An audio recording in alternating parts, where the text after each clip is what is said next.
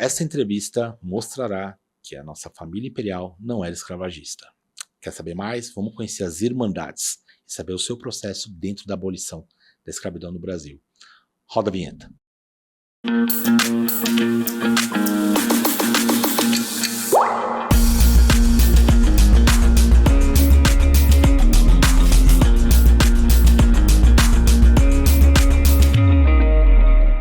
Queridos seguidores, com muita alegria, eu aqui, professor Altair Prado, novamente com mais uma entrevista inspiradora, trazendo cultura, história, e trazendo um pouco de informação para esse povo brasileiro tão sofrido e que precisa de tanta ajuda.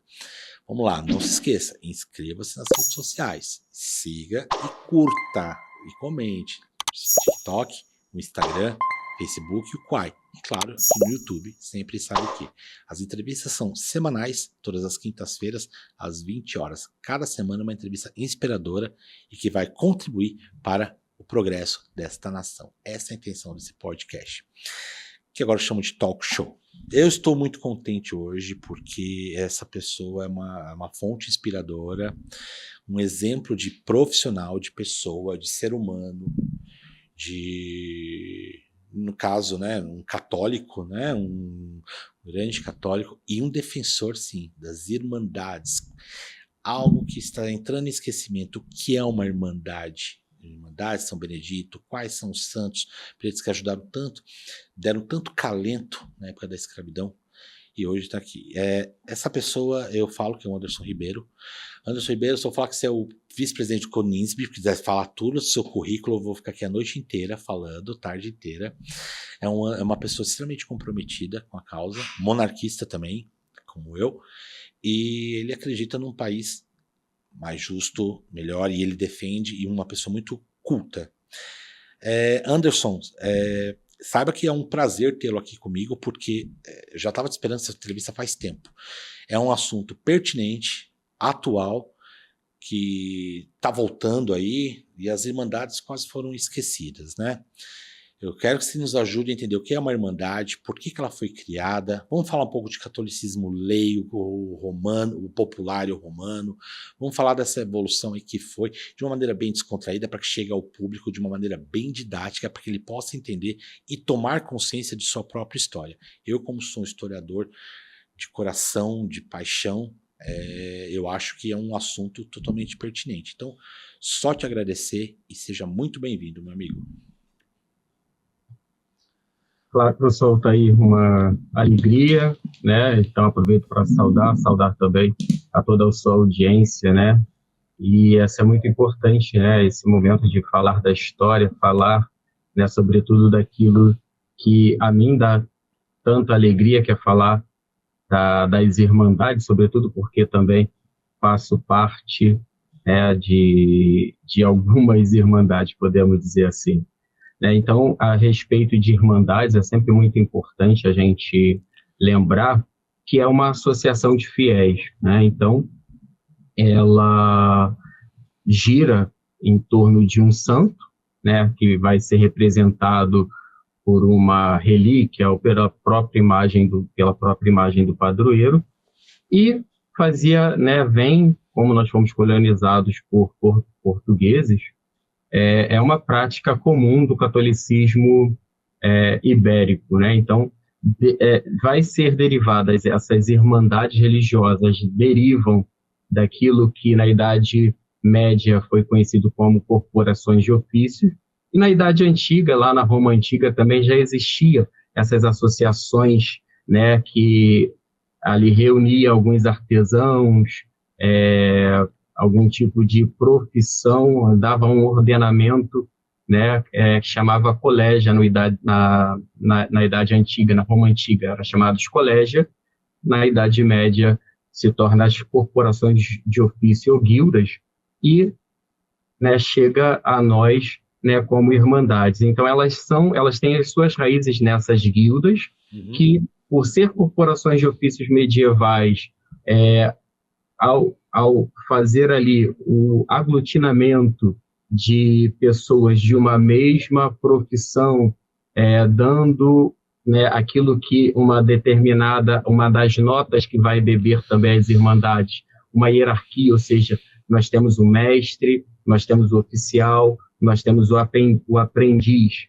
Então, sendo essas corporações, né, também dentro de uma prática social cristã católica, vai colocar-se sobre a intercessão de um padroeiro.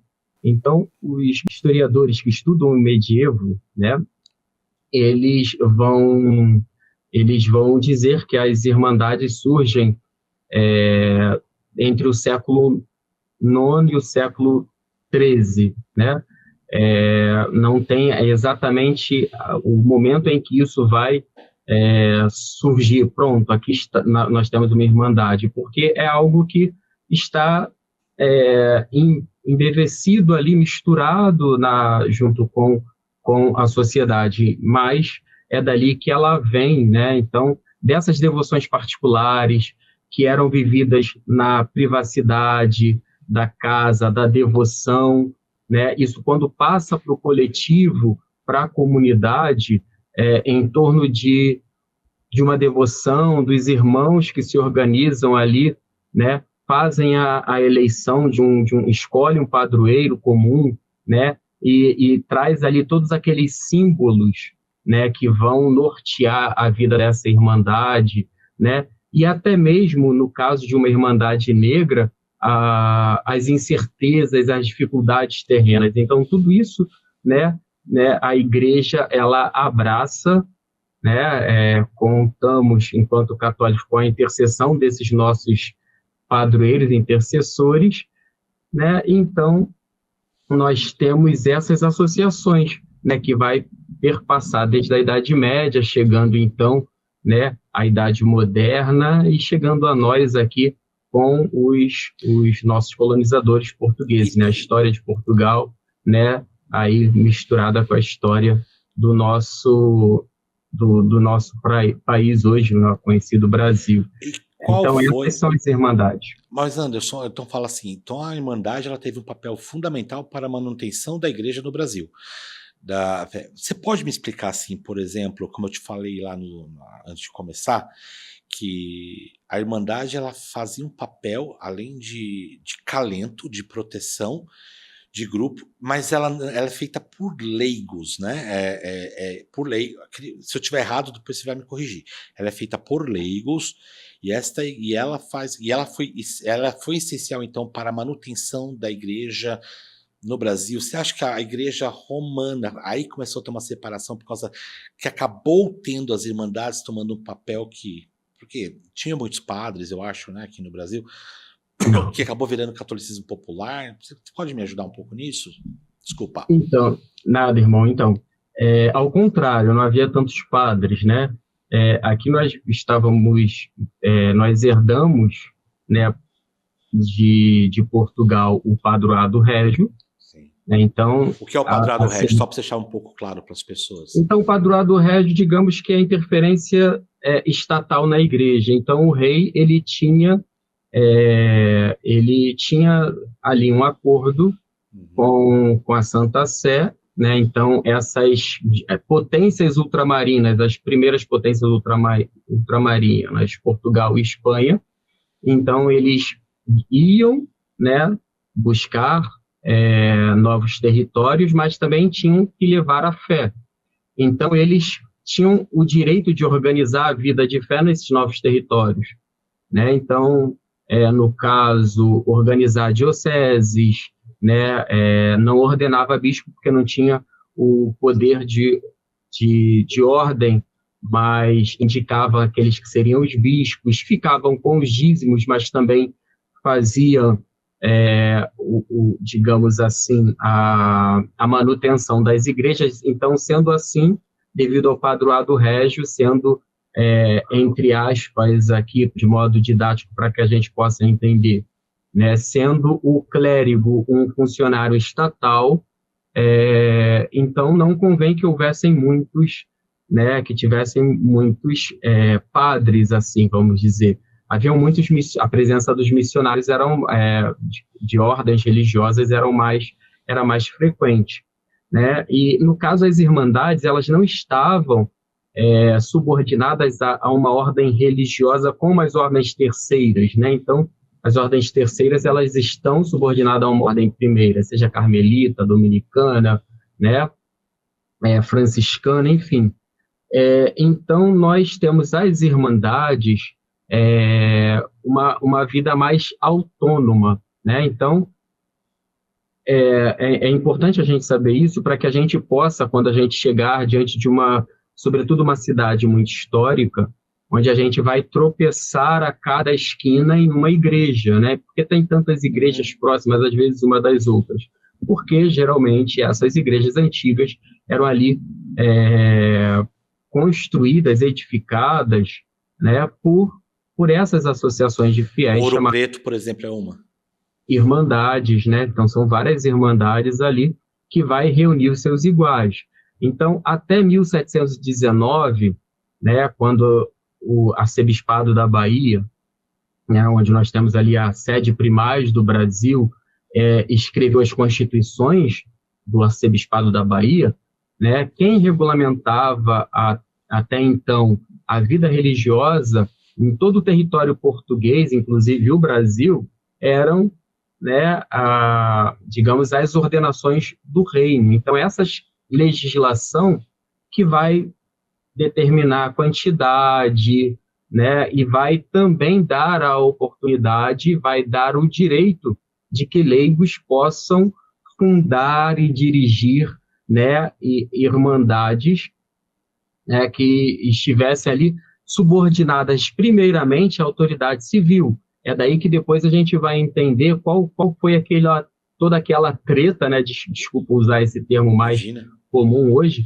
mas toda aquela treta, né, que foi, né, o problema episcopo-maçônico, né, onde nós temos ali, né, a guerra do poder religioso contra o poder, né, imperial, por causa dessa autonomia que tinha essas associações, né, aqui entendida quanto irmandade, né, e às vezes, até mesmo ainda nas ordenações, até mesmo para visitar uma irmandade, para você ver, né, o prelado, a quem ia lá fazer os ofícios religiosos, né, as irmandades tinham o direito de pedir o seu prelado e até mesmo o prelado para fazer uma vistoria ou algum tipo de, digamos, sindicância ou acesso a alguns tipos de livros, né, precisava de licença da autoridade civil, né, porque entendia-se que essas associações, elas estavam na imediata proteção, né, da autoridade civil, enquanto uma associação de pessoas que buscavam o bem comum, né, promovendo algum tipo de ajuda mútua ou algum tipo, né, de, digamos, benesse social, seja a escola, seja a assistência médica e principalmente a assistência funeral. Né? Então, essas irmandades... Por isso que eram registrados na igreja, o casamento era feito para a igreja, porque tinha essa conexão com o Estado, é isso? Ou não tem nada a ver isso? Pode repetir, irmão? Desculpa. Por isso que quando batizava, casava, falecia, era registrado na igreja, porque tinha essa conexão com o Estado, era isso antigamente? Essa questão do cartório, ela foi um pouquinho posterior, né? Então, ainda hoje nós temos os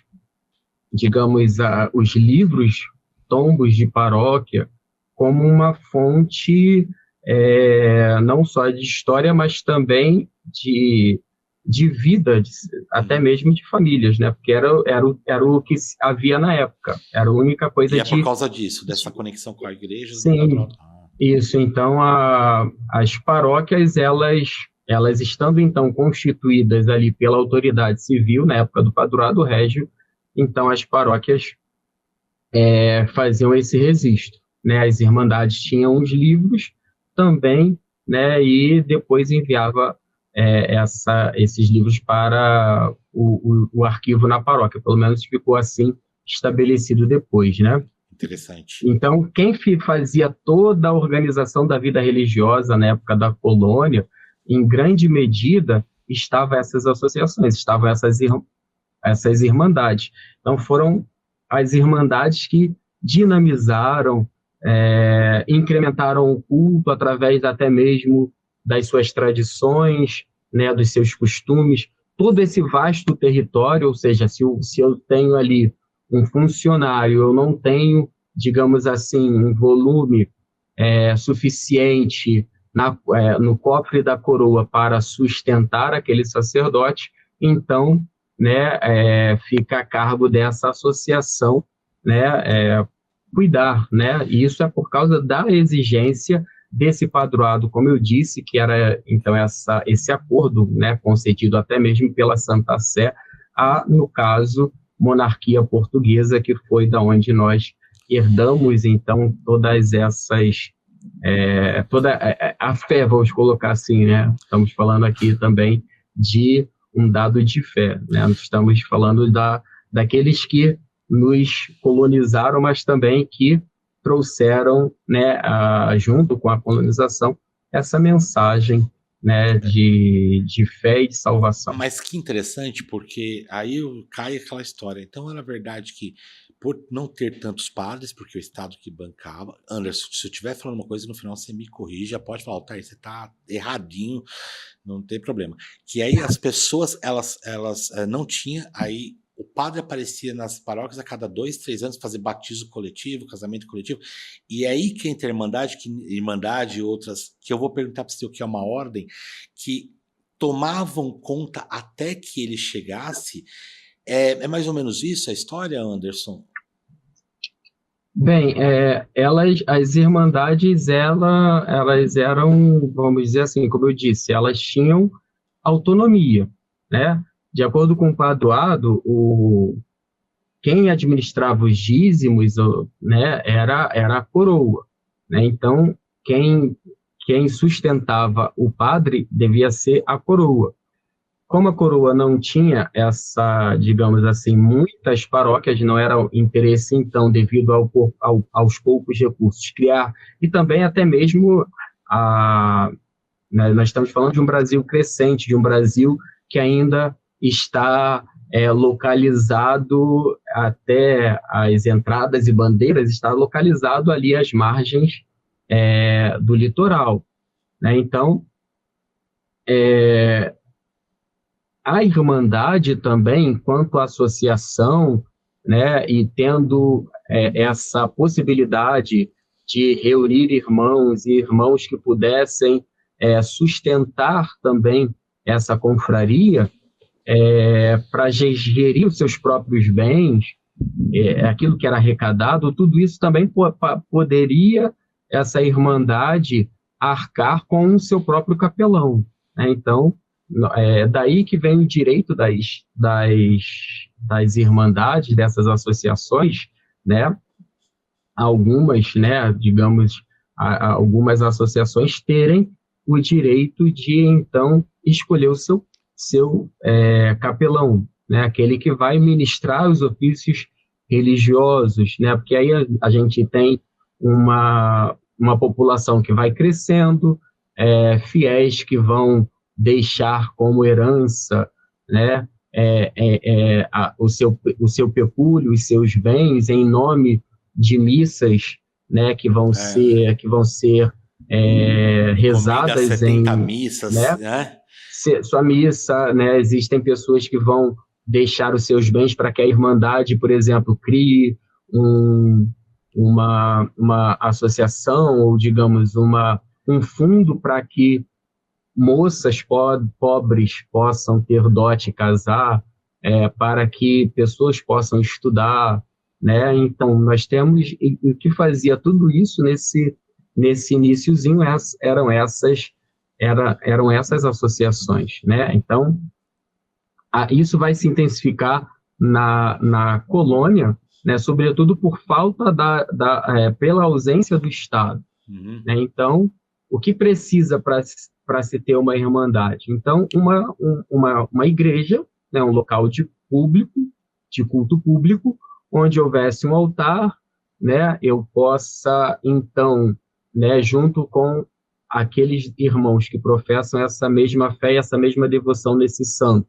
nesse patrono, escolhido pelos meus iguais, né? Então, ali eu vou desenvolver, né, essa vida religiosa, né, procissões, missas em honra ao santo, e até, quem sabe, em um determinado momento, ter uma quantia suficiente para que eu possa construir, Certo. né, um templo próprio, né? Então, com o crescimento da associação, com o crescimento da Irmandade, né, também o volume de recursos vai ser aumentado, né, a arrecadação vai aumentar, então é assim que as Irmandades vão construir as suas próprias igrejas, né? Então, pode ter um irmão abastado, né, que, quem sabe, possa arcar com a edificação, né, que como a gente vai ver, né, doações,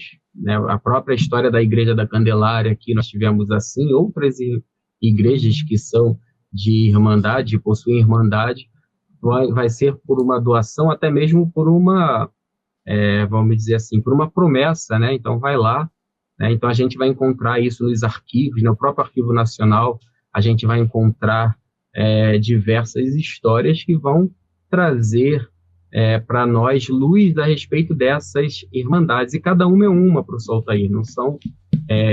que isso é elas importante saber também. Não são todas iguais, né? Então, cada uma tem uma determinada origem, né? Então, isso é muito interessante, né? É uma parte da história que é apaixonante da gente, que é que eu tô estudando agora. Entender, até mesmo para a gente entender a Constituição urbana, né? Então, quando a gente pode estudar os centros históricos de diversas das cidades antigas a partir dessa questão de poder, né? Então, você vai ver, né, que as igrejas dos homens pretos geralmente eram aquelas que estavam mais à margem, né? Então, é interessante também a gente pensar, né? Você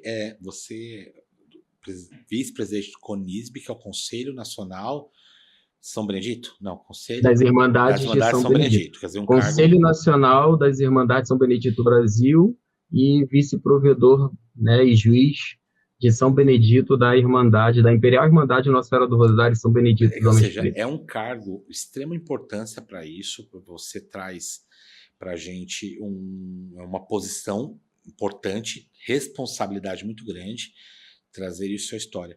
Porque, Anderson, você está naquela igreja fantástica, que eu sou fã, eu sempre te vejo lá nos vídeos, que é a igreja de Nossa Senhora do Rosário São Benedito dos Homens Pretos, acertei? Sim, que é sim. Igreja... Agora eu te pergunto, professor, você sabe por que nós temos irmandades, algumas igrejas chamadas de Homens Pretos? Eu gostaria... A pergunta seria essa, mas antes, segura aí que eu tenho uma perguntinha que já tem gente... Sim. O que é uma ordem? Uma ordem religiosa? O que é uma ordem? Porque assim, a ordem terceira, a ordem primeira, isso gera confusão. Então, ordem religiosa são grupos de pessoas, né, consagradas, monges, padres, frades, freiras, dentro de uma determinada fé, dentro de uma determinada espiritualidade, né, dentro daquilo que o cristianismo entende como regra comum. Então, nós tivemos algumas ordens, né, que estabeleceram, diferente dos padres seculares, uma determinada forma de vida, e para isso estabeleceram alguns votos dentro dessa ordem. Então, por exemplo, os franciscanos, né, fazem voto de pobreza, castidade, obediência. Tem algumas ordens que instituem um quarto voto, né, obediência ao Papa, por exemplo. Então, essas ordens, elas se dedicam, né, ao serviço a Deus, né, e a comunidade dentro daquilo que é chamado carisma, né, através da oração, do trabalho, de algumas atividades específicas, né. Então, isso é uma ordem religiosa. Então, as principais ordens, né, nós temos a franciscana, Ordem franciscana, ordem carmelita, ordem beneditina, né? Ordem São Bento, ordem dominicana. Então, nessas ordens, nós temos a ordem primeira, que vai ser para, digamos assim, para os monges, para os padres, para os freis, né? Então, pertence à ordem primeira. A ordem segunda vai ser a ordem das monjas, das mulheres. E a ordem terceira vai agregar os leigos, né? Que vai viver o carisma Leigo quem não é daquela... padre, frei. Eles vão incluir dentro da sua vida, né, o carisma daquela ordem, sendo franciscano terceiro, trabalhando, né, indo para casa, voltando, tendo a vida comum, mas sendo um franciscano terceiro, ou um carmelita terceiro, ou um dominicano terceiro, né? Então, essas ordens terceiras também. E algum voto nesse terceiro era mais aberto, assim, castidade? Não. A gente deve viver, enquanto irmão terceiro, dentro da fidelidade daquele nosso estado de vida. Então, se eu sou monge, então eu tenho que ser celibatário. Se eu sou padre, eu sou celibatário. Então, se eu sou um carmelita terceiro, que de fato sou um carmelita terceiro, então, e sou solteiro, então eu devo viver na fidelidade ao carisma da ordem dentro do meu estado de vida. Então, ser solteiro, então, né, ser casto dentro desse caminho que eu escolhi, né? Então, sendo solteiro, ser casto, sendo casado, casto também, ou seja, na obediência digamos assim, ao voto religioso. Casado casto? Como assim casado casto? Tem também o casto, a castidade não é a não relação conjugal, né, sexual, não é isso, né? A castidade é uma das, vamos assim, como é que eu vou dizer? É um dom de Deus que tem mais a ver com a virtude da pureza, né? Moderação sexual, tem tudo a ver com isso, envolve o controle dos desejos, da paixão. Então, se eu sou casado, então, de acordo com a razão e com a fé, eu não vou trair a minha esposa. Então, eu sou casto no matrimônio. Entendi agora. Então, isso a castidade é essa virtude. Perfeito. Ligado à pureza. Agora vamos voltar para aquela pergunta lá dos homens pretos. Você me fez essa pergunta. Vamos lá. Eu não sei. Nos explique, por favor. Então, nós temos igrejas históricas, né, em cidades históricas também, Olinda, Salvador, São Paulo, Ouro Preto, como você falou aí, né, que nós temos, então, algumas igrejas, geralmente algumas irmandades, que possuem também na sua alcunha, né, essa terminologia homens pretos, né?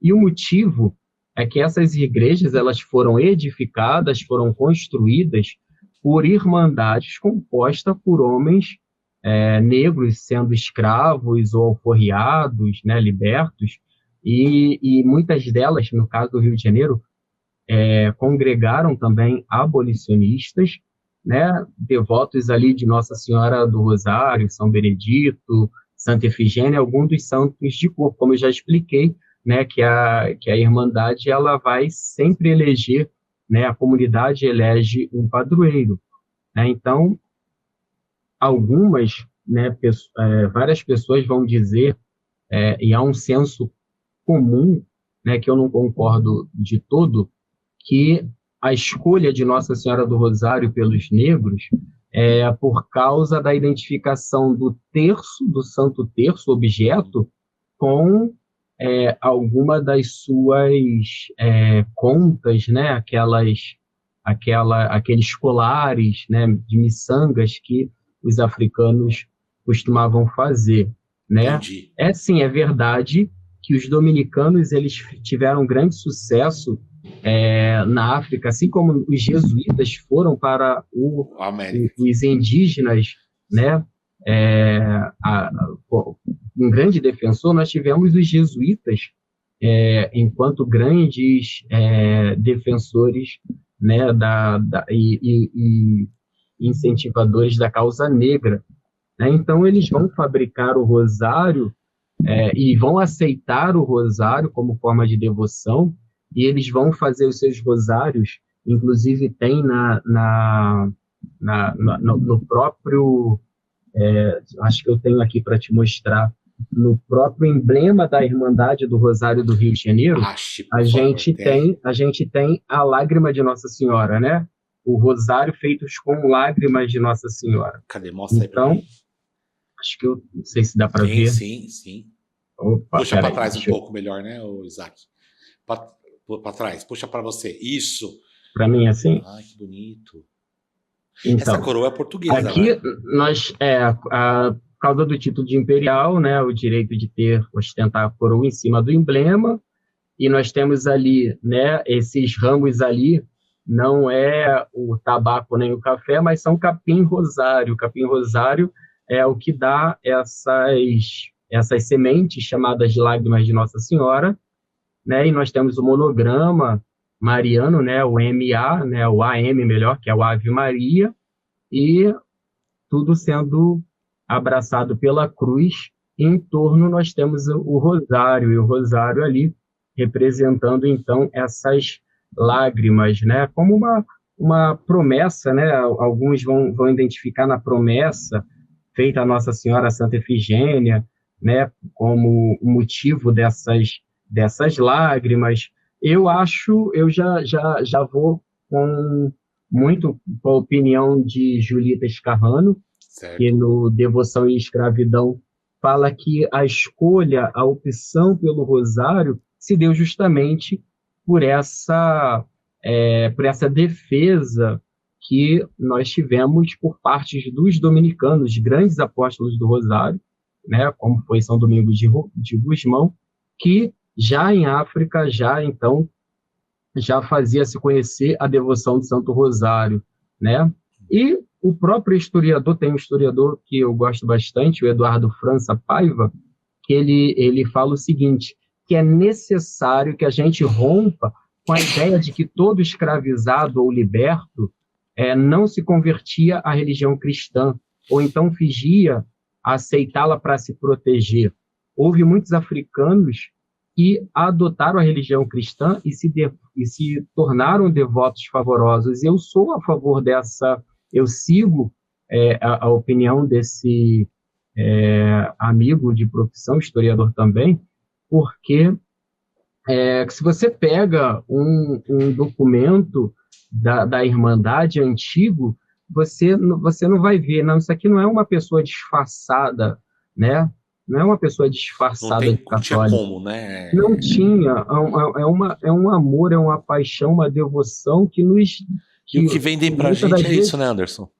E nos deixa até envergonhado. Nossa, que devoção, que amor. Então, é importante a gente lembrar que a participação dos negros na fé católica sempre existiu no Brasil, né? Eles eram catequizados, eram batizados, casavam na igreja, né? Auxiliavam no altar, né? A gente tem, né, algumas estilografias que trazem, né, festa de São Benedito na aldeia tal. Eu até trago isso num dos álbuns da história da Irmandade que eu fiz como trabalho de graduação, né, de conclusão de graduação, né? E assim, nós temos ali negros paramentados, né, que ascendiam até o sacerdócio. A gente tem até uma frase que fala isso, acho que é de Nelson Mandela, que vai agradecer à Igreja Católica, né, enquanto as pessoas eram afastadas pela cor, a Igreja os fazia cardeais, né? Então, mas isso não é muito falado, né? A história que vendem, a história que falam é que os católicos, os escravos, os libertos, para não sofrerem repressão, então faziam de conta que eram católicos. Aí você acabou de dizer que não é bem por aí, e não. Que também a Igreja Católica, por causa que tinha os santos escravizados, que é Santa Efigênia, essa nossa, fazia uma separação entendeu? Por discriminação. Essa história é vendida, né? Essa história é vendida, infelizmente, nos livros didáticos, até no ramo, até na academia. É isso que é Sim, vendido, sim, né, sim. Anderson? É daí que vem a minha paixão pela história, né? Sim. Vem um A pouco daí. verdadeira, né? Exatamente, porque a gente vai entender o catolicismo, a gente vai estudar um pouco a história, né, de onde vêm as irmandades, né, entender como isso é feito. As irmandades que hoje a gente não tem, mas para você fazer parte de uma irmandade, você tinha que ter comprovação moral ilibada. Havia uma sindicância sobre a sua vida, né? Hoje isso não é mais tão comum, porque é difícil. A gente falava de um Rio de Janeiro, vamos pegar aqui o meu caso, um Rio de Janeiro que os limites da igreja, da cidade, ficava ali, entre os 4 grandes morros ali. E, então, ali é o centro da cidade. E você lembrar que o Rosário dos Pretos, que hoje está no centro, antes era considerado fora do centro da cidade, né? Então estava lá, a igreja está lá no canto, a igreja dos negros fica afastada do centro. Mas para a gente entender toda essa dinâmica é preciso estudo, né? Eu acredito, o professor Altair, que isso venha de uma releitura com ideologias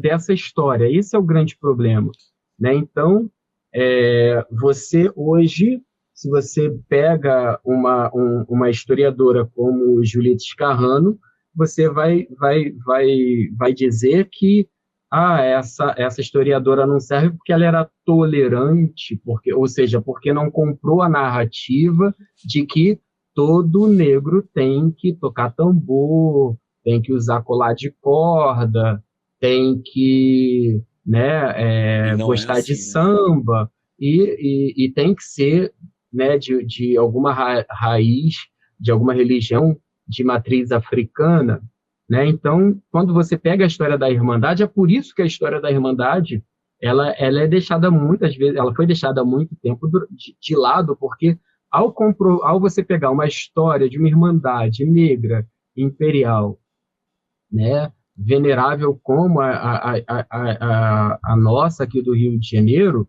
né, que nós temos um compromisso, que nós mantínhamos os altares, que nós construímos na época do Morro do Castelo, né? Então, depois, essas duas irmandades que eram separadas, elas vão se unir, elas vão se juntar, vão construir juntas a igreja, né? Vão ajudar os seus membros. Nós tivemos escola, e aí você vai dizer, mas para que uma escola numa irmandade de negro se negro não podia ser alfabetizado? É outra falácia, né? O escravizado não tinha direito, e alguns, porque nós tínhamos alguns escravizados que tinham acesso à leitura, né? Como é que o mínimo de instrução, né, para aprender a contar, para fazer algum tipo de relação, né? A gente já tem, eu não sou um pesquisador, um estudioso dos malês, né? Mas diziam que por serem islâmicos, né, eles tinham sim domínio da leitura. Então, essas irmandades negras, né, que dão esses nomes de algumas igrejas de negros, eram esses espaços de sociabilidade, né, dentro de uma sociedade, né, preconceituosa. A questão do preconceito social era grande, era grave, mas, ao mesmo tempo, né, a gente vê que a fé ela prevalece, né? Entre pretos e cativos, nós tivemos o serviço à Mãe de Deus na escolha da devoção de Nossa Senhora do Rosário, mas não é a única, né? Nós temos a Lampadosa, a Mercedes, né? Também eram devoções marianas também muito bem queridas pelo povo negro, né?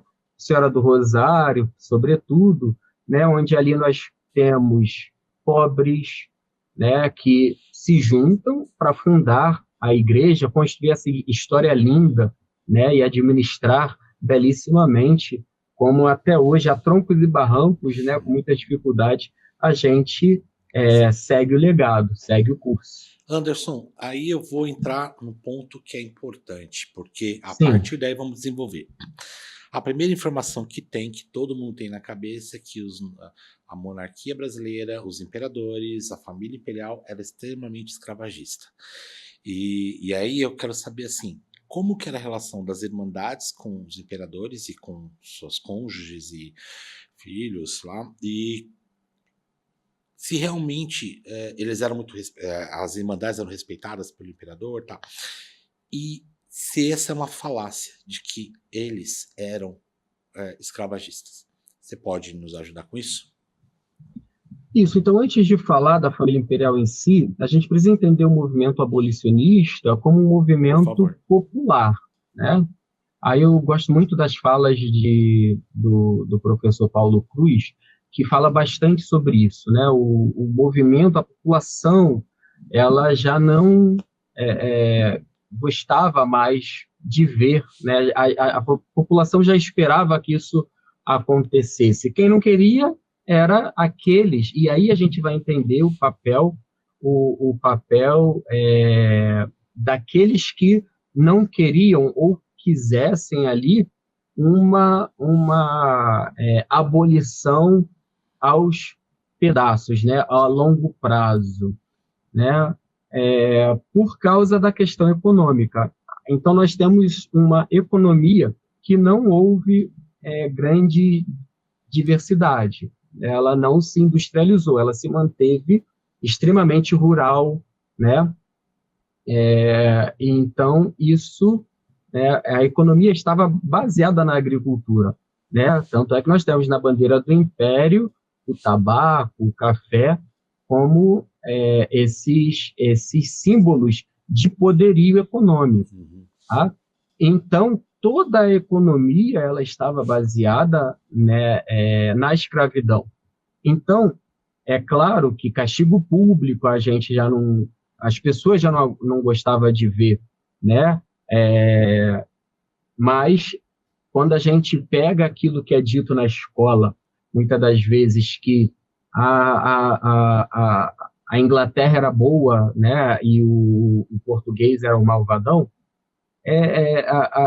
a Inglaterra ela tinha sim um interesse de que a economia brasileira quebrasse e ela pudesse então, né, não receber sua dívida, aumentar as suas dívidas com esses países que estavam ali vivendo da agricultura, né? Então eu aprendi, por exemplo, na época que eu estudei, que a Inglaterra queria a abolição para que os negros pudessem comprar, mas às vezes você para um pouco para pensar, como é que negro vai comprar se eles não têm nada? Você não tem acesso, não teve acesso, não tem acesso não tinha nada, né? à riqueza, né? E sim, apesar de hoje nos causar grande espanto, mas sim, era uma questão ali puramente comercial, né? Onde nós temos o corpo humano valendo. Então, eu acabei de ver um artigo publicado que falava exatamente isso, né? Como pessoas escravizadas viravam garantia até mesmo de crédito. Na época então, da lei das para a terras, gente entender... Oi? A lei das terras de 1850, que colocavam escravos usados também, né? Para poder, como valor, né? Então, irmão, o que digamos, a família imperial ela queria, a família imperial ela queria uma abolição, né, que não fosse aos moldes revolucionários, como foi no Haiti, o derramamento de sangue, guerra civil. Então, sobretudo a princesa Isabel, ela queria, né, digamos assim, a solução católica, né? Mas era preciso que a gente entendesse também que a base econômica do país estava ali, né, nessa, vamos dizer assim, malagrorada instituição que é a escravidão.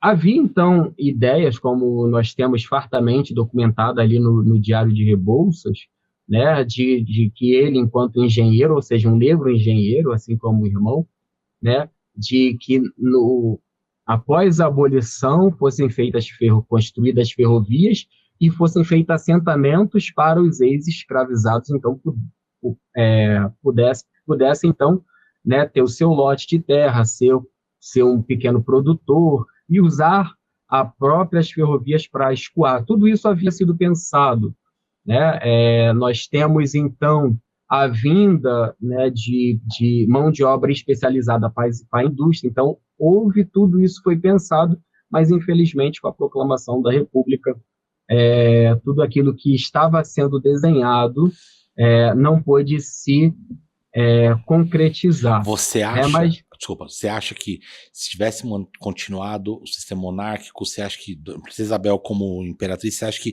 essas coisas de André Rebouças, esses projetos teriam dado mais sequência? Você acha que teria os negros, os escravizados, ex-escravizados libertos conseguiriam ter um pouco mais de integração social? Assim, professor, a gente em história, a gente não tem o C, a gente só tem os fatos, né? Mas pelo desenho, aquilo que era desenhado, a gente vê uma solução perfeita, né?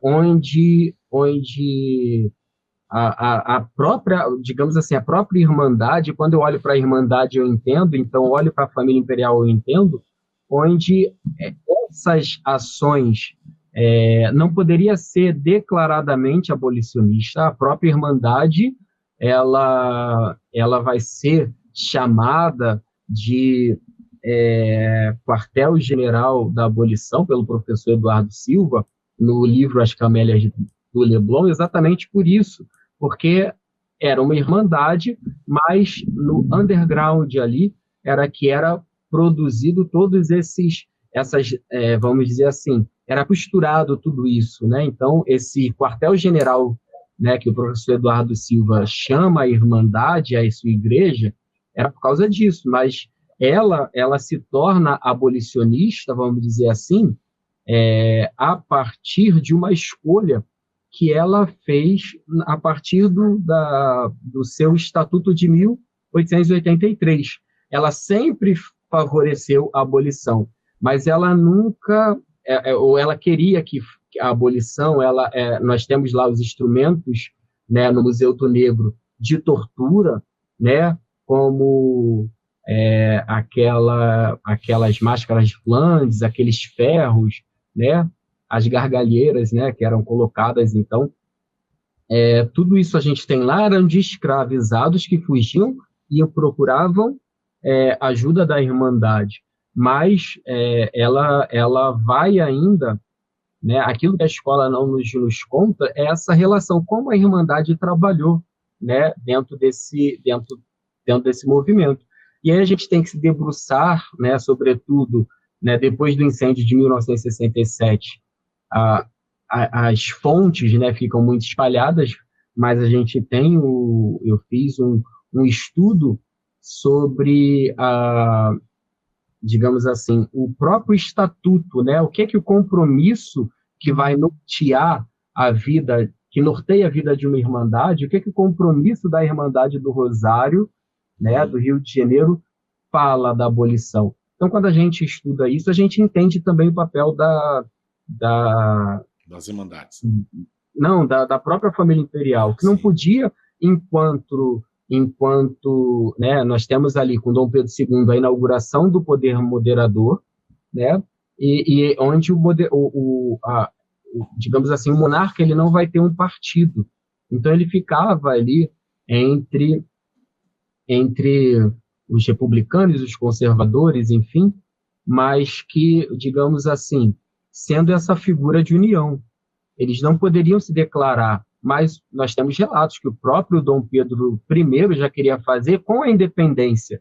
Não conseguiu, por quê? Aí a gente tem que chamar, né, um economista para falar com propriedade, né? Eu até indico aqui um vídeo para o senhor, né, no canal História do Brasil, como você nunca viu, do professor Bruno Antunes de Cerqueira, que ele traz um economista, então ele vai falar nos números de hoje o que significava, né, uma abolição, né? Então a gente tem assim uma ideia de que não era simplesmente um papel a assinar e pronto, está tudo a mil maravilhas, seremos felizes. Não é bem assim, né? Então, Fazia parte da máquina, né? No sistema, né?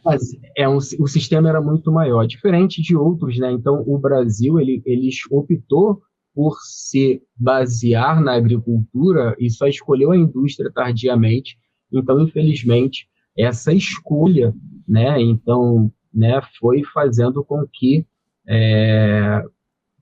tivéssemos essa nefasta instituição durante tanto tempo, né? E aí a gente vai entender... Pode falar. Assim, por exemplo, o movimento negro opta por ignorar Rebouças, por exemplo, né? Então, quando menciona o abolicionismo, né, vamos citar José do Patrocínio, que também era irmão da Irmandade, Joaquim Nabuco, mas não Rebouças. E por que não Rebouças? Por que não? Né? Por quê? Porque a resposta é um pouco óbvia, por causa... não colabora com a narrativa, né? Nós temos um negro que era filho de pai rico, né? Que era monarquista, ou seja, tinha tanta amizade com a família imperial que decide se exilar, né? Por vontade própria, quando a família imperial ela vai para o exílio. E assim, infelizmente, para o movimento negro atual, a escolha, né, por representatividade acaba apagando, né, memórias importantes, né? Quando a gente pensa, né, na princesa Isabel, porque ela era uma branca de olhos claros, então ela não poderia ser abolicionista, né? Então é um pouco contraditório, é um pouco absurdo, né? O movimento atual. Por que eu falo movimento atual? Porque, professor Altair, a gente não pode esquecer que as Irmandades Negras eram um movimento negro também. São movimentos negros. Então, eu falo movimentos com S. Os movimentos negros, porque quando a gente fala do movimento negro, a gente está falando desse movimento, eu estou me referindo a esse movimento político, ideológico, que quer separar negro de branco, né? Que quer trazer um ódio racial, né? Ou que quer me fazer devedor, né? De uma chibatada que eu não recebi, né? Enfim, mas não podemos esquecer que as Irmandades foram movimentos religiosos também, muitas delas abolicionistas, né? Nós tivemos a Confederação Abolicionista, que infelizmente hoje fica apagado por uma questão, né? Basicamente assim: você contribui com a narrativa ou você não contribui com a narrativa. Se você não contribui com a narrativa, então você fica de lado, esquecido. Mas isso, Anderson, não é só com vários segmentos que eu posso dizer isso. Hoje o Brasil está bem assim mesmo. E é uma pena porque acaba escondendo de uma história da qual é importante, né? E aí eu vou te perguntar, Anderson, ali foi um espaço de organização política e resistência, certo? Sim. Certo. Exatamente. E de que forma, direta ou indireta, eles contribuíram? E aí, para concluir, a gente está apertadinho em horário, eu quero que você fale muito desse. Não tem problema, tá ótimo. O problema desse telegrama que a princesa Isabel mandou, para a gente poder concluir. E eu quero saber assim, então, primeiro, de que forma, né, por espaço de organização política, resistência, e de que maneira, direta ou indiretamente, contribuíram para a abolição do Brasil? Pode repetir, irmão? Desculpa. Claro. Eu posso dizer que as Irmandades também foram espaços de organização política e de resistência, certo? Você está falando. E de que maneira contribuíram, direta ou indiretamente, para o processo da abolição da escravidão no Brasil? Sim, então, falando da Irmandade do Rio de Janeiro, que pode servir de base, né? Porque aqui a gente precisaria ter os estatutos de todas essas Irmandades dos homens pretos. Então, voltando para a Irmandade, a gente sabe que ela tinha uma prática, ela não tem grandes pecúlios, né? A gente está falando de uma Irmandade de negros, tá? onde tínhamos alguns escravizados ainda, mas tínhamos alguns alforriados, né? Dentre os pretos forros, a gente tem uma maior liberdade, sim. E a gente sabe que a compra da alforria era uma prática comum, né? Então, a partir, né, daquela doação, né, daquilo que você contribuía, né? Então, se você é um escravo de ganho, se você tem algum tipo de retorno financeiro, você vai depositar ali a sua alforria. E como a Irmandade fazia? Na festa dos padroeiros, ela então sorteava a compra dos irmãos que já estavam associados e então já tinham a sua remissão comprada. Por isso que a gente chama de irmão remido até hoje. Então, aquele irmão que está em formação é chamado de irmão contribuinte. Ele está contribuindo para a sua alforria, né? A gente mantém os termos, né? Ou seja, ele está em formação.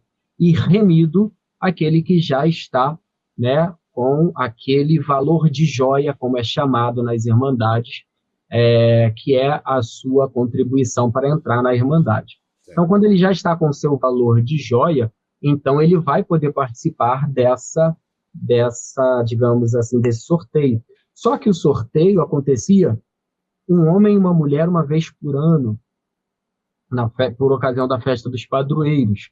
Então, né, com o crescimento, né, do movimento abolicionista, como eu falei lá, utilizando as palavras do professor Paulo Cruz, que foi um movimento, né, digamos, o maior e o primeiro movimento social, né, um clamor social da sociedade brasileira. Então a Irmandade ela não fica indiferente.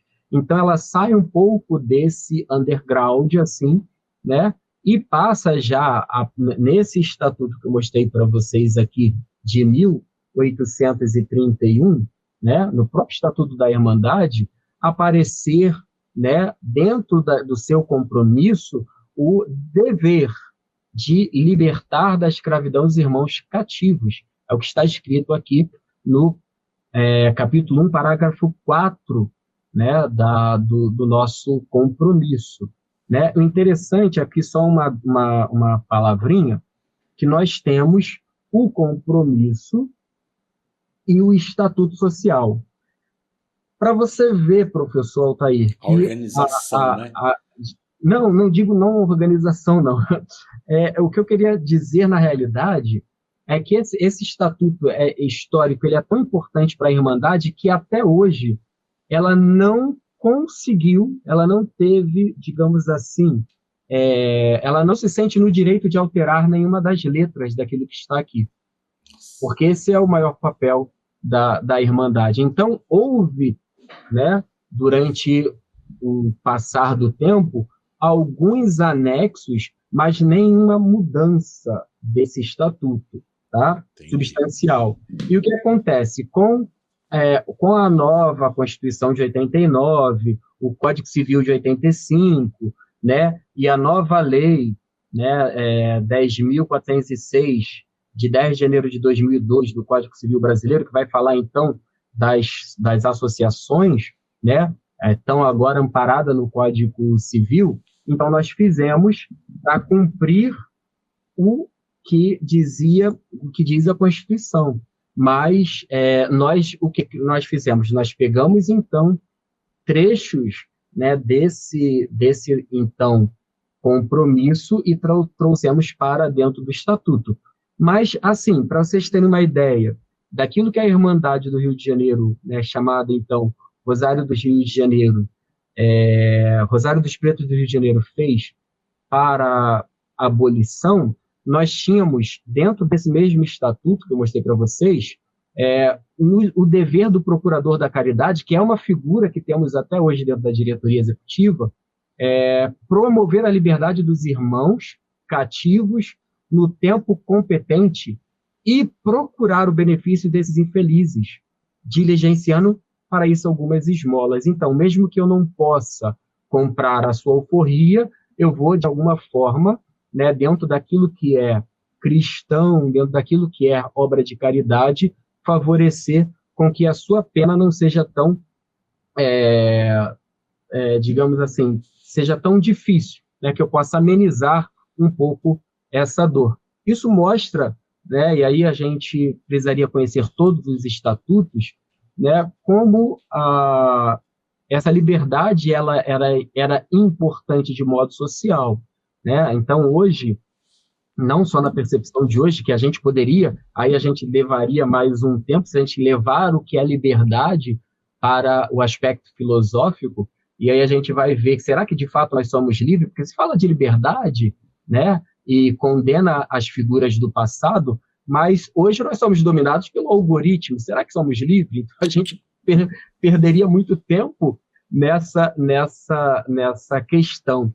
Mas a gente está tratando aí de Irmandade do Rosário do Rio de Janeiro. A gente viu também no próprio estatuto que eu mostrei nesse compromisso, a gente tinha desde dessa Constituição nova, dessa nova visão de Irmandade, agora lutando de modo mais aberto pela abolição, saindo um pouco desse underground, a gente tinha um cofre da Irmandade propriamente dito, isso está escrito no compromisso, né?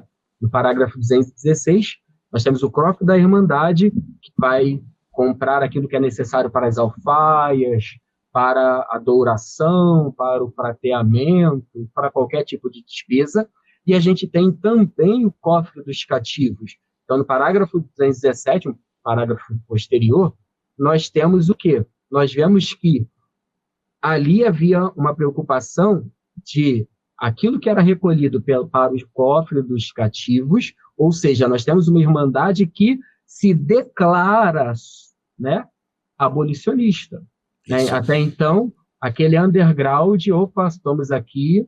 Né? Então, isso é importante, porque quando a gente pega um livro de história, a gente vai ver que a resistência negra, ela se deu como? Através dos quilombos, através das fugas, através da resistência e da luta armada. E não, a gente também teve, né, dentro de uma perspectiva de resistência, né, aquilo que, olha, eu não posso, eu não quero, eu tenho a visão católica, eu não vou me matar, eu não vou me suicidar, força para fugir eu não tenho, mas eu vou lutar pela minha liberdade, se não no corpo, na alma.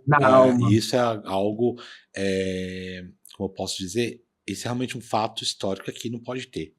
Meu amigo, meu irmão, está no horário.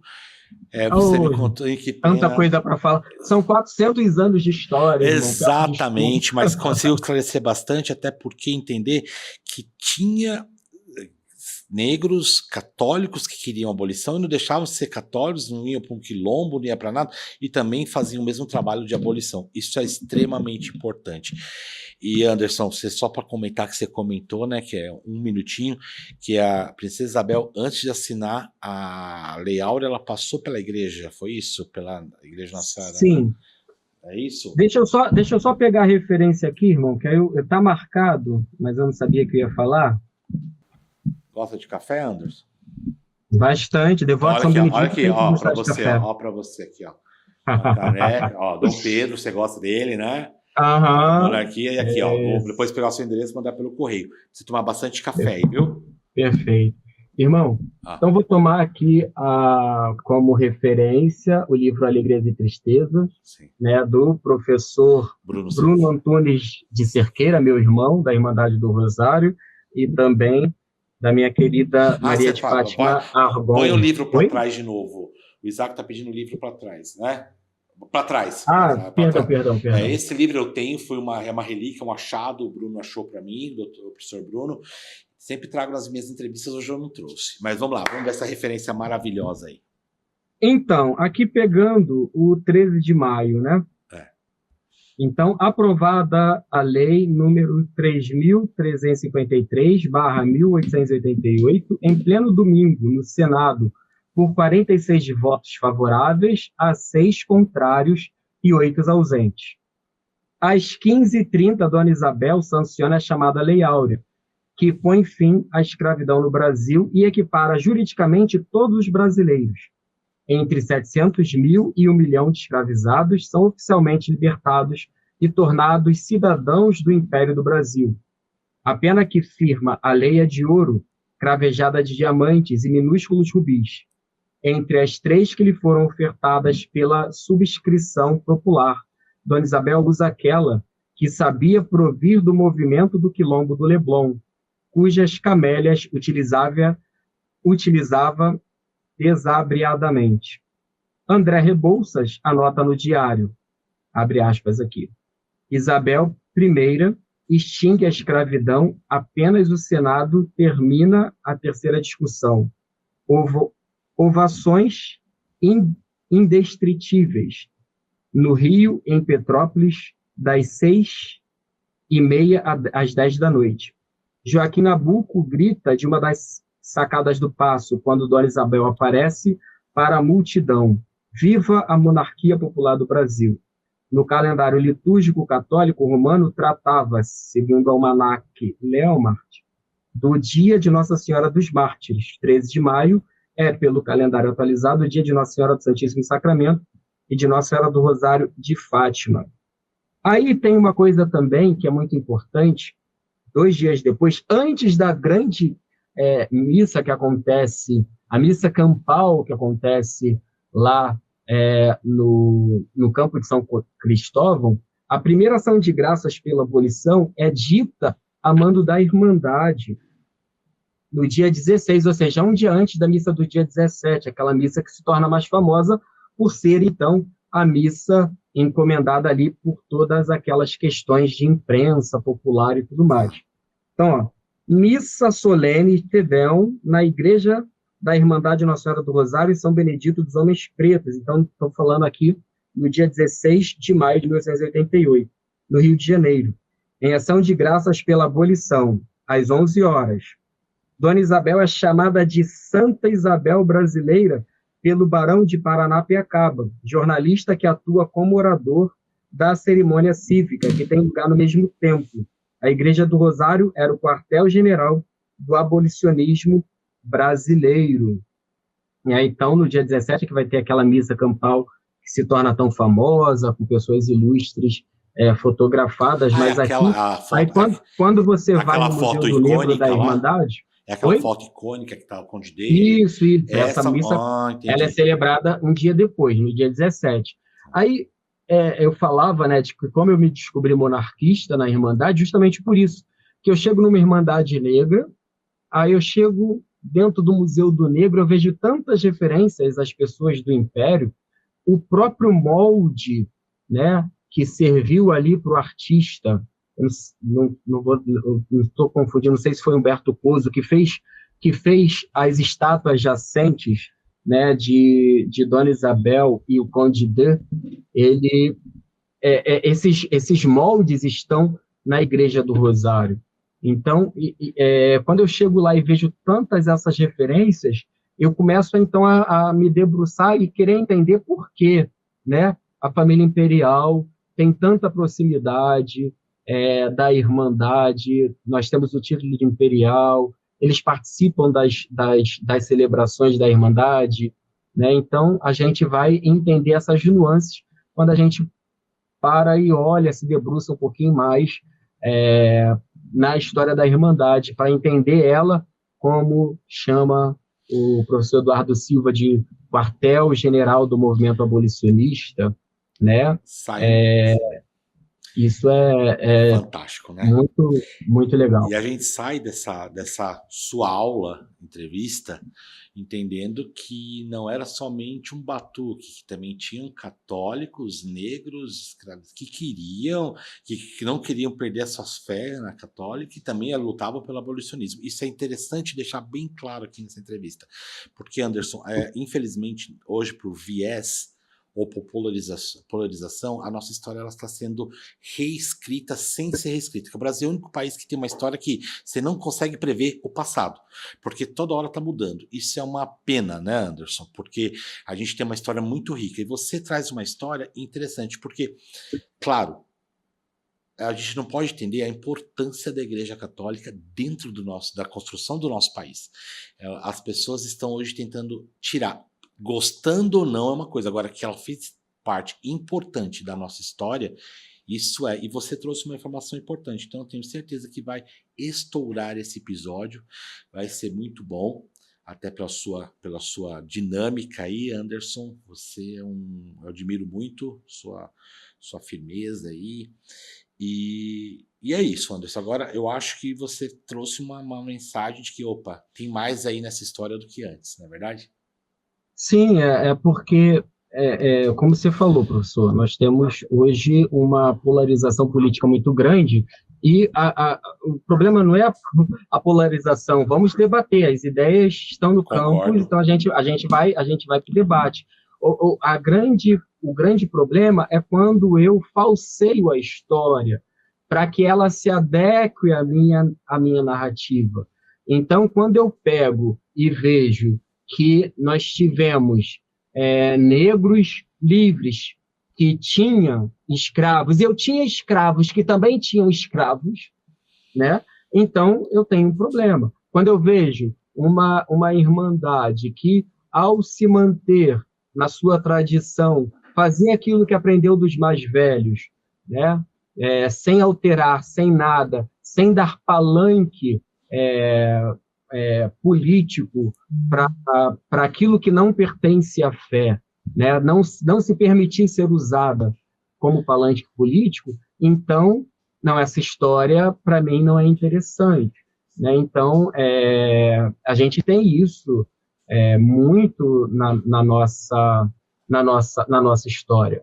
Né? Então, é preciso também ter os olhos da fé para a gente entender.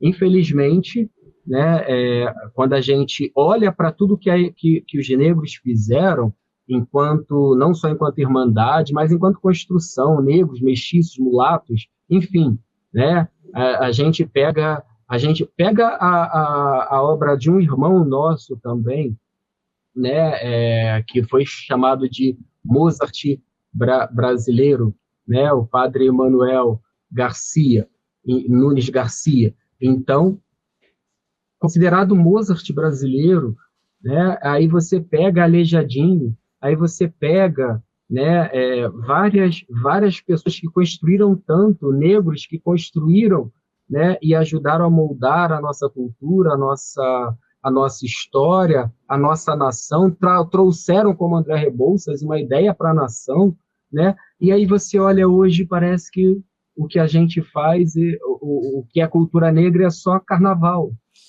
É uma redução muito grande, irmão. Assim, diminuir, é uma importância tão grandiosa, é transformar em uma coisa pequenina, na minha opinião. Aí você fica, irmão, como se fosse dependente das migalhas, né? Então, Exatamente. reparação histórica. Uma pessoa que fala de reparação histórica, ela nunca foi ao interiorzão do Nordeste, onde a gente vê brancos de olhos azuis passando fome. Exato. Né? Então, não existe essa questão, a questão social, ela tem que ser mais bem, não pode ser reduzida à narrativa, não pode se permitir, né? A escravidão foi um mal, foi ruim, não foi legal, né? Foi um padecer, mas, né, a gente tem, durante toda a história humana, a gente tem o conhecimento da escravidão, até mesmo o eslavo, né, o escravo, a palavra eslavo vem de eslavo, né? Então é branco, que as pessoas digamos, vinculam a escravidão, branco, essa escravidão recente, mas a escravidão desde quando o ser humano era ser humano sim, já existe. Só que eu uso a narrativa para porque eu quero. Né? Exatamente. Então você faz uso da história para fortalecer e favorecer a sua narrativa. Isso é muito ruim. Por isso que eu te convidei, porque eu sei que você não é assim. Anderson, eu quero muito que você dê. Olha, sua caneca tá aqui, tá? Vai tomar café com o Dom Pedro agora. Obrigado. Vai tomar café com o Dom Pedro, tá? Você guarde com muito carinho. Você tá entrando aqui. A primeira caneca foi pro Bruno, primeiro entrevistado. Você é meu entrevistado 46. 46. Eu espero que continue mais. Saiba que, desde essa distância, eu tenho um grande carinho por você. Você é uma pessoa muito querida. Para mim, eu como historiador, um recente historiador, 3, 4 anos, já vejo você como uma referência para mim. Então, assim, agradecer demais o tempo que você disponibilizou. Eu sei que sua vida é muito corrida. Sei que, graças a você, eu comecei a olhar a monarquia, gostei também, agora eu sou um monarquista, a gente consegue entender as funções aí, e agradecer por essa sua atenção e ter ficado comigo até esse horário, porque é tarde aí, e saiba que esse canal está sempre aberto para você, para falar de 400 anos de história, Anderson. Certo? Obrigado, irmão. Então, vou me despedir, né, dos seus amigos, aqueles que estão fazendo esse canal crescer. Continuo pedindo para o pessoal, então, compartilhar, né, os conteúdos desse podcast, desse canal. E vou terminar com uma citação de Thomas Sowell, que fala que negros não foram escravizados porque eram negros, mas porque estavam disponíveis. A escravidão existiu no mundo há milhares de anos. Brancos escravizavam outros brancos na Europa durante séculos antes do primeiro negro ter sido levado ao Ocidente. Asiáticos escravizavam europeus, asiáticos escravizavam outros asiáticos, africanos escravizavam outros africanos, e ainda hoje, no norte da África, negros continuam a escravizar negros. Eu fiz um post no Instagram falando sobre isso. Nossa, chuva e é assim, quem estuda a história correta sabe que a África também tem culpa nesse processo aí. E aí é claro que as pessoas vieram com facas, com espadas, com tiros, né? Porque elas não aceitam essa fala, que eu estou numa falácia. Eu não vou mentir porque eu sou um historiador muito sério, né? Assim, eu tento ser e seguir pessoas éticas. Anderson, antes de terminar, gente, só vou passar aquela propagandinha básica. Você tem dificuldade de aprendizado? Tem TDAH? Qualquer dificuldade? Achou o lugar certo, porque inglês, espanhol e português é com a Study Station. E português, principalmente nos dias atuais. A gente estava conversando com a Grazi aqui. Seguinte, siga o QR Code, ganhe desconto, porque idiomas hoje não é mais luxo, é necessidade. E um Prado falando da imobiliária Prado, a Prado Seguros, Prado Imóvel, cuida do seu imóvel. Quer alugar? Aluga também, seguros também. 33 anos no mercado, não é para qualquer um. Então, siga o QR Code e ganhe seus benefícios. Pessoal, voltando aqui, Anderson, por favor, eu sei que você é uma pessoa muito reservada, mas passe suas redes sociais, deve ter muita coisa boa lá para você divulgar com a gente, porque eu sei que tem até das Irmandades, tem Irmandade lá, tem o Facebook. Por favor, coloque aí para nós, para os seguidores deste canal, seguirem também. Então, no Facebook, se procurar por Imperial Irmandade de Nossa Senhora do Rosário e São Benedito dos Homens Pretos, né, vai seguir a página, né? Essa página começou como um trabalho de graduação no curso de História, onde eu fiz os álbuns da igreja antes e depois do incêndio, e continuando, né, depois eu fiz a igreja hoje, né, a igreja no momento atual. Então, para falar um pouco da igreja depois da reabertura e a tutela e agora a pertença da igreja à Arquidiocese do Rio de Janeiro. Então, tudo isso está lá contado na história, e o meu Facebook é Anderson Santos Ribeiro, é fácil de achar também. O meu Instagram é @Anderson _Carmeli, né? Então, homenageando a Nossa Senhora do Carmo. Então, Anderson _Carmeli. Essas são as minhas redes, né? E quem quiser, a gente pode... Com certeza, né?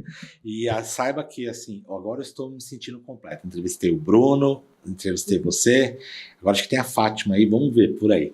E agradeço de coração, Anderson, um grande abraço, fique bem, e olha, mais uma vez, obrigado por contribuir para a construção de um Brasil melhor através desse canal aqui. Um grande abraço para você. E a você. Um grande abraço. Você também. E agradecer a você, meu seguidor maravilhoso, que está crescendo esse canal. Então, vejo vocês uma próxima. Fiquem bem. 4ª temporada aí bombando. Continue seguindo e assistindo entrevistas tão fantásticas como essa hoje. Um grande abraço. Fui.